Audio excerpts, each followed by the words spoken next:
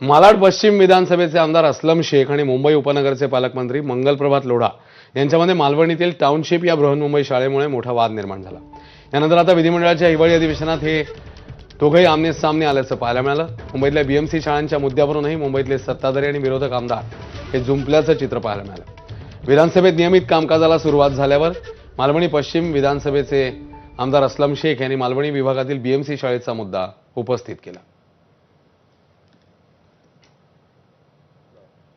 त्यानंतर मला जे माहितीच्या हिशोबाने आहेत की तिथे जे शिक्षक आहेत ते फक्त 10वी आणि 12वी चे शिक्षक तिकडे शिकवत आहेत। हे तिकडचे जेव्हा पॅरेंट्सला कळलं त्यांनी तिकडे आंदोलन केलं। तर माझा हा स्पेसिफिक प्रश्न आहे की हे जे मी माहिती आज सभागृहामध्ये ठेवली आहे शिक्षकांच्या संदर्भात, ट्रान्सफरच्या संदर्भात, पे स्केलच्या संदर्भात, सीबीएसईच्या संदर्भात या सर्वांची चौकशी एक सीनियर महानगरपालिकाचे आयुक्त किंवा प्रिन्सिपल सेक्रेटरीच्या माध्यमातून होणार का? हे माझे स्पेसिफिक 2 प्रश्न आहेत। फडलानी ट्रस्ट का जे एक नहीं 6 स्कूल आहे।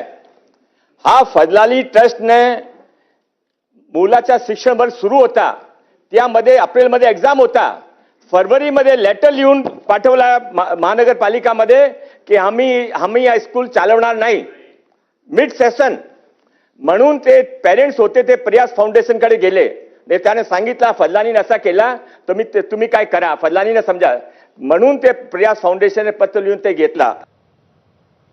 याच बातमीसोबत एक छोटासा ब्रेक, पाहत राहा बीपी माझा।